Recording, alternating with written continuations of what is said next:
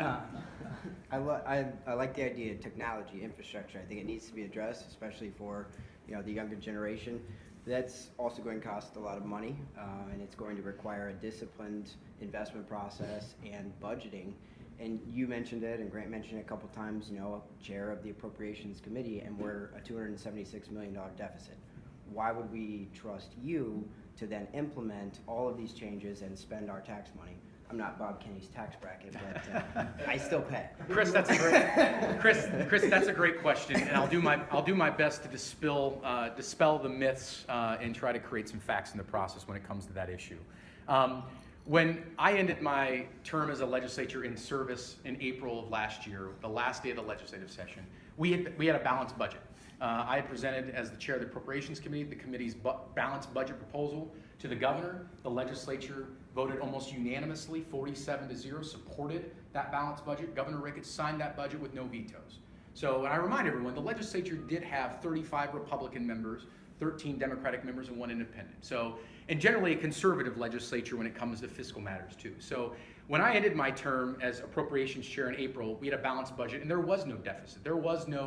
We had everything going forward. What we saw from April through June of 2016 was a dramatic decrease in tax revenue that we did not anticipate due to the ag industry, the ag economy, where we've seen, give or take, $7 to $8 corn fall now down to $3 and sometimes below $3, which that can have a pretty dramatic impact when you see the ag economy do well for 3 or 4 years and then just do a nosedive. And so June of 2016, we saw tax revenues, not budget, nothing with spending, but tax revenues coming dramatically under projections because of that.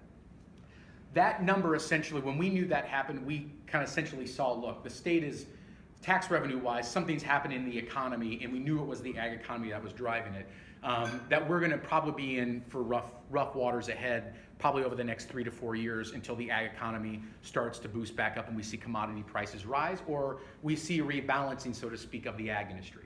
That happened essentially from July 1 through December 2016, that revenues kept kind of declining the way that they anticipated and we had thought it would.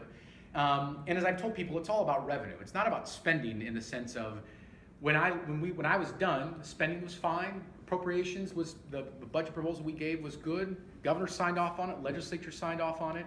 But I don't control tax revenue. I don't make the determination. As one senator, I don't get to come in and say, this is exactly what we're gonna do. This is exactly all the tax revenue we're going to get, and I know what we're gonna get. It's always based on projections, and we know that. And the moment we started to see projections start to slide and start to see revenues come in month after month a little lower than where they were supposed to be, the governor took some appropriate actions, which I backed and supported the governor on, which is we stopped out-of-state travel, we froze hiring, we froze a lot of new expenditures in state agencies, because we realized at some extent that when revenue declines, your spending has to decline.